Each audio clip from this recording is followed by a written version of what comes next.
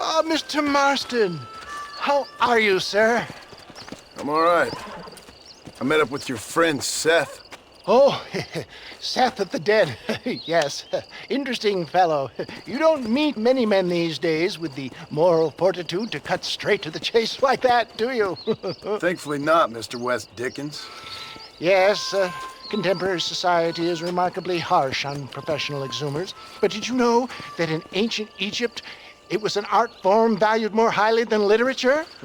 I believe Seth comes from that school of thought. How very interesting. Look, you thought any more about our plan? Ah, your plan, dear boy, your plan. I am merely the help, not mercifully the arbiter of wisdom. What you are, dear boy, is the man whose life I've saved twice now. A man who sells lies and deceit to unwitting people. A man who, if he doesn't help me, I won't think twice about putting a bullet through his skull, feeding to the vultures myself. You see, Mr. Marston, you have the exterior of a violent man, but the soul of an angel, and that is what I think I cherish most about you. That's what I thought. But before we can attend to your particular problems, we need some extra lubricant to oil the machinery of business. And this being America, that lubricant with which we concern ourselves is money. Money? What are you talking about? Oh, we need weapons. Armor plate for the wagon, extra hands, and I need some danger money. So, let's sell some more of these cures. Sell cures? Around here? Do you want to see me lynched? Oh, no. The sport of kings. Racing, my friend. The sport of kings. A noble activity without reproach. Exactly the kind of activity where a lying, cheating degenerate like myself can prosper. But come, let's finish the loading and we'll discuss it as we drive.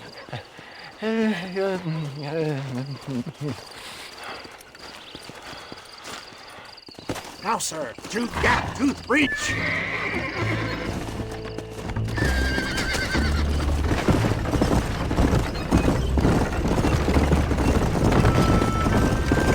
Seth is an interesting fellow, is he not?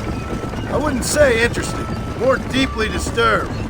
I can see why you two get along. I see the good in everybody, John. It's a flaw of mine.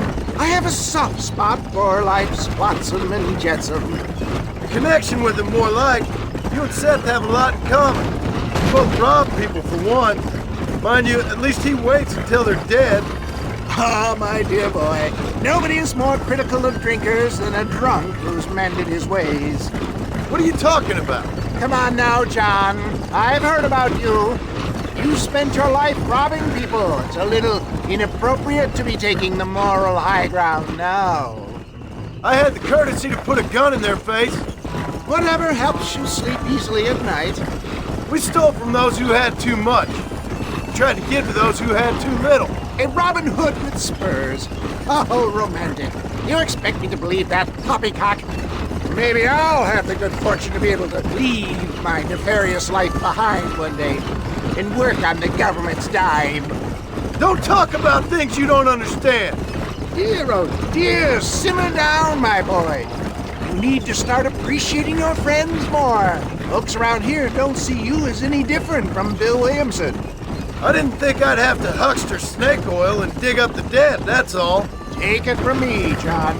Collaboration is the key to success. I can help you. Seth can help you. It's business. Nothing more, nothing less. There's no need to make it quite so personal. Suits me.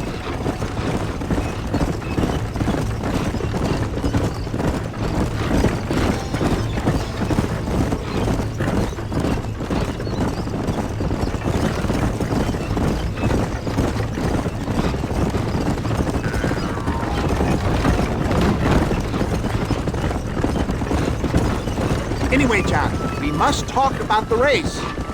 Yes, The race. Oh, come on.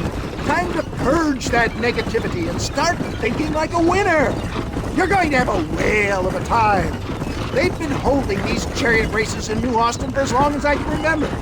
And we need the money. Why aren't you racing then? Me? Oh no, not my thing at all. You have already proved yourself more than adept at the reins, my dear boy, and under some stress. These races are Byzantine in their ferocity, and the terrain is treacherous. People will do just about anything to win. Men die. It's a marvelous spectator sport. Sounds like fun. And you are my wild card, John. They won't be expecting you. So what's your role in all this? Think of me as your spiritual guide. Do I have to? You are a free man, of course, but I strongly recommend it. Imagine, just for today, you are not an aging bounty hunter, and I am not an avant-garde business pioneer. No, sir. Today, we are gladiators. Motivation, dear boy. I'm definitely feeling motivated to get the hell out of here.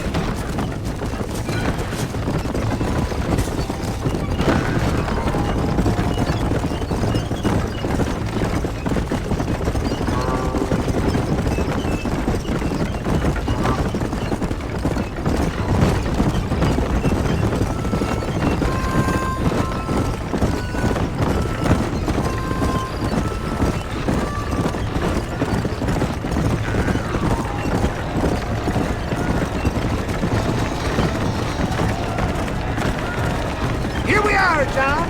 Gap tooth reach.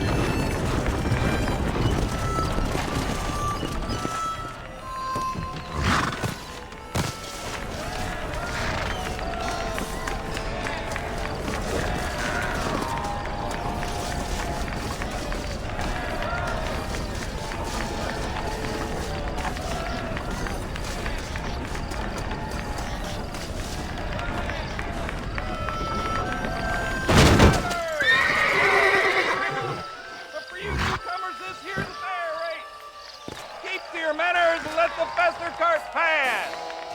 So now that's been said, y'all can get to running each other off the road like always. All right now, counting to three. Ready, set, go. Remember, John, today you are a gladiator.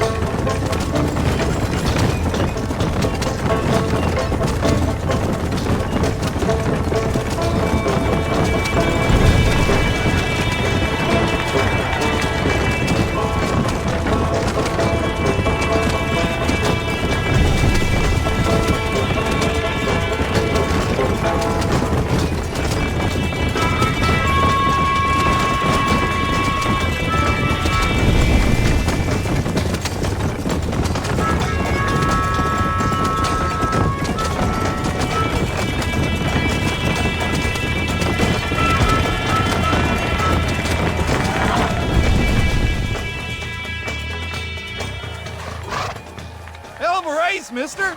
I'll take care of this cart for Mr. West Dickens. Come on, John. I suggest we beat a hasty retreat. Right, best remove ourselves from the stage before somebody decides they want their money back. Fine by me. Wasn't that fantastic? The cheers of the crowd, the thunder of the wheels. The fallen rocks, the homicidal maniac. Oh, come on, John. Even a cold-hearted misanthrope like you must have found that just the tiniest bit exhilarating. Not the friendliest bunch, are they? They take the racing very seriously in these parts. And your participation was not entirely pre-approved. That was clear. Ah, sport, war, and heartache. The guilty pleasures of mankind since the dawn of time. I'd get away from the men we just swindled before you start waxing too lyrical. Yes, of course.